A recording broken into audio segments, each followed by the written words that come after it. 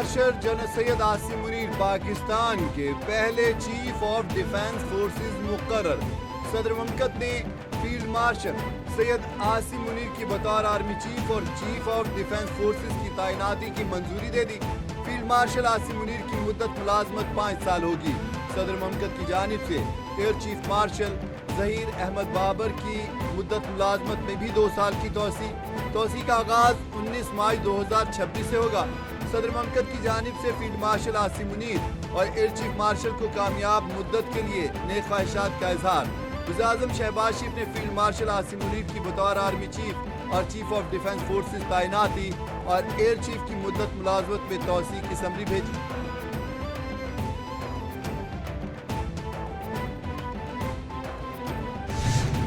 ایک چٹھی لکھ سکتے ہیں یا ایک ملاقات کر سکتے ہیں ہفتے میں، اور وہ 6 لوگوں تک محدود ہوگی، لیکن اس کے ساتھ ساتھ جو ڈسکشن ہونی ہے وہاں پہ وہ political matters shall not be allowed at these interviews. ساتھ ہی یہ بھی کہتا ہے کہ یہ جو چٹھیاں یا یہ چیزیں ہیں یہ پرائیویٹ افیئرز ہوں گے، اور اس میں کسی قسم کا پریزن ایڈمنسٹریشن کے اوپر کوئی تنقید یا ان کے بارے میں کوئی بات یا پریزنرز کے بارے میں بات نہیں ہوگی یا سیاست کے بارے میں بات نہیں ہوگی۔ وزیر قانون اعظم نذیر تارڑ کہتے ہیں کہ بانی کی ملاقاتیں صوبائی معاملہ ہے، کسی قیدی کو سیاسی ملاقاتوں کی اجازت نہیں۔ بانی پی ٹی آئی سزا یافتہ قیدی کے طور پر اڈیالہ میں موجود ہیں۔ تمام تر ملاقاتیں جیل مینول کے مطابق کرائی جاتی ہیں۔ جیل رولز کے مطابق قیدی کی ملاقات سیاسی نہیں ہو سکتی۔ ملاقات میں ہونے والی گفتگو پبلک نہیں کی جا سکتی اور نہ ہی لکھا گیا خط سیاسی ہو سکتا ہے۔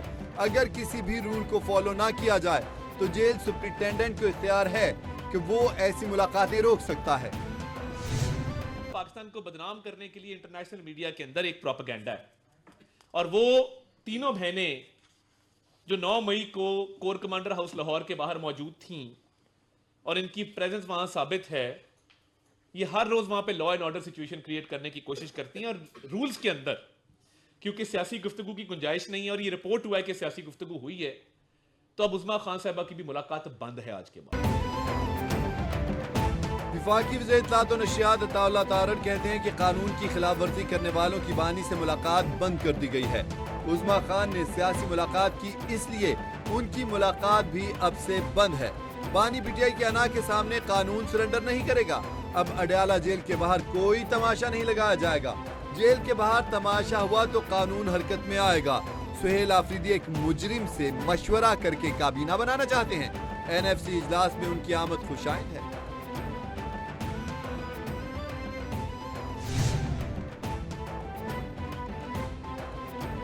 سینیٹر فیصل واؤڈا نے وزیر اعلیٰ خیبر پختونخوا سہیل آفریدی کی نااہلی کی پیشگوئی کر دی۔ فیصل واؤڈا کہتے ہیں سہیل آفریدی جلد نااہل ہو جائیں گے۔ پی ٹی آئی نے سیاست میں مزید گند کرنا ہے تو پھر گورنر راج کے لیے تیار رہے، فہرستیں تیار ہیں۔ آج وزیر اعلیٰ سہیل آفریدی کی بانی تحریک انصاف سے ملاقات نہیں ہوگی۔ پی ٹی آئی کے لوگ ہی بانی پی ٹی آئی کے آج کے حالات کے ذمہ دار ہیں۔ بانی کو یہاں تک پہنچانے والے پی ٹی آئی کے سیاستدان ہیں۔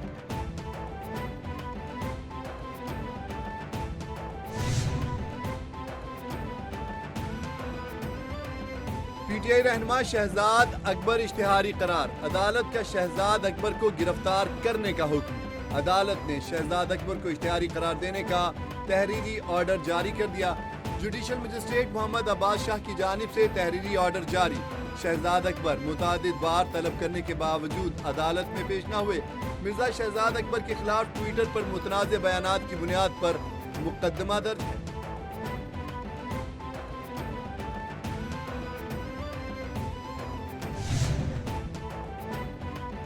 ازداد دہشت گردی عدالت لاہور میں 9 مئی جلاؤ گھیراؤ کا کیس۔ بانی پی ٹی آئی کی بہن علیمہ خان اور عظمیٰ خان اسد عمر سمیت دیگر کی عبوری ضمانت کی درخواستیں۔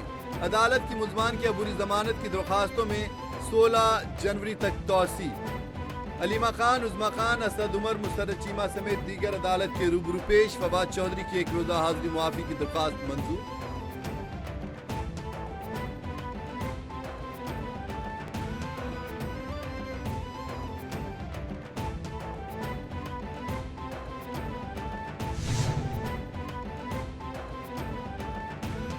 ایمان مزاری اور ہادی علی چٹھا کے خلاف متنازع ٹویٹ کیس کی سماعت پیر تک ملتوی 7 سال کی سزا دے دیں میں تیار ہوں ایڈوکیٹ ایمان مزاری کا جج سے مکالمہ آپ حتمی بحث کریں جج افضل مجوکا کا پروسیکیوٹر کو ہدایت ہادی علی چٹھا کی جانب سے عدالت میں نئی درخواست دائر عدالت نے درخواست پر پروسیکیوٹر کو نوٹس جاری کر دیا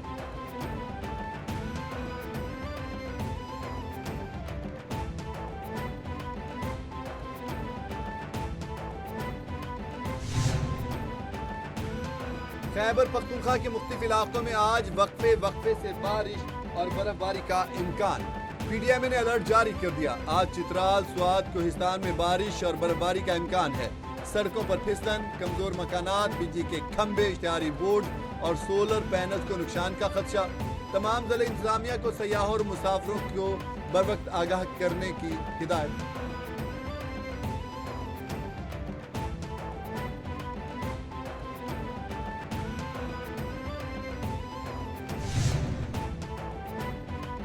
لاہور دنیا کا آلودہ ترین شہر قرار اوسط AQI index 311 record civil secretariat کے اطراف میں سب سے زیادہ AQI 650 ریکارڈ فیصل آباد میں AQI 415 سیالکوٹ میں 373 ملتان میں 328 ریکارڈ کیا گیا خیبر پختونخوا میں بھی فضائی آلودگی کا راج پشاور میں AQI 410 کو چھو گیا اسپتالوں میں سانس گلے میں خراش اور آنکھوں کی بیماریوں کے مریضوں کی تعداد میں اضافہ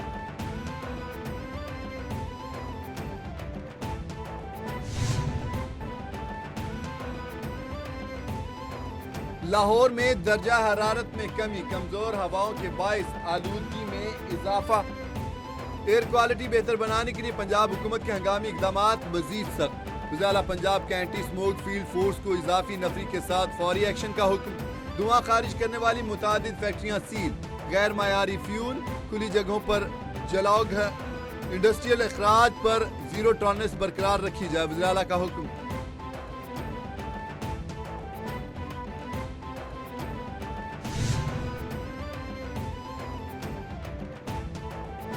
پیرا فورس کی ہر کارروائی اب کیمرے میں ریکارڈ ہوگی وزارت پنجاب کا پیرا فورس کی شفافیت بڑھانے کے لیے باڈی کیم لگانے کا حکم پیرا فورس کے خصوصی ٹریننگ سیشن شروع ہوں گے وزارت مریم نواز شریف کی زیر صدارت اجلاس میں بڑے فیصلے وزارت مریم نواز کا پیرا فورس کے لیے الیکٹرک وہیکلز فراہم کرنے کا حکم state of the art para training centre قائم کرنے کی اصولی منظوری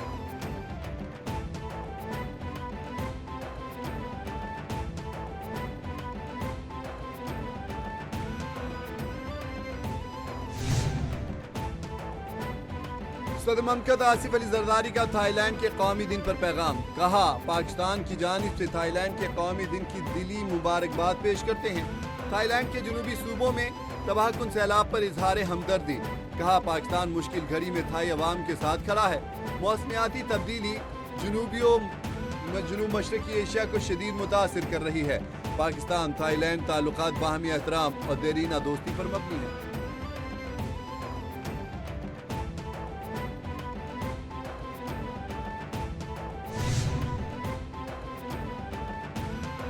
امریکی صدر ڈونلڈ ٹرمپ نے ایک اور امن معاہدہ کرا دیا روانڈا اور کانگو کے درمیان معاہدے پر دستخط ہو گئے امریکی صدر ڈونلڈ ٹرمپ نے امن معاہدے کی تقریب میں خصوصی شرکت کی تقریب امریکی ادارہ برائے امن میں منعقد ہوئی امریکی صدر ڈونلڈ ٹرمپ نے کہا کہ امریکہ افریقہ میں امن کی ہر کوشش کی حمایت کرتا ہے پرامن افریقہ دنیا کی معاشی ترقی کے لیے ضروری ہے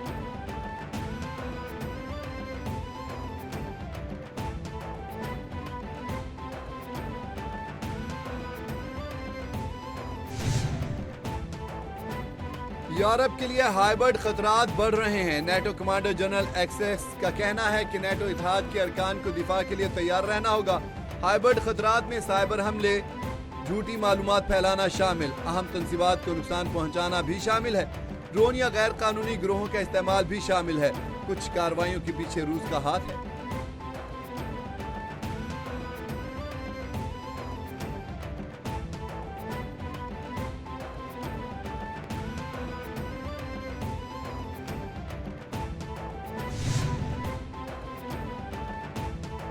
اسرائیل کی جنگ بندی معاہدے کی خلاف ورزیاں جاری خان یونس میں خیمے میں سوئے فلسطینیوں پر بمباری اسرائیلی فورسز کی بمباری سے 7 افراد شہید ہو گئے غزہ میں شہداء کی مجموعی تعداد 70,125 ہو گئی۔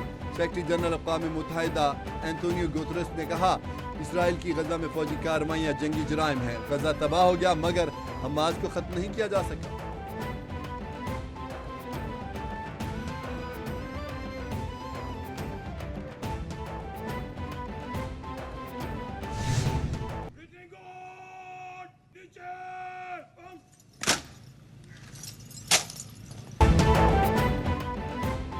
میجر محمد اکرم شہید نشان حیدر کی 54ویں برسی۔ Chief of defence forces field marshal Syed Asim Munir کا میجر محمد اکرم شہید کو شاندار خراج عقیدت۔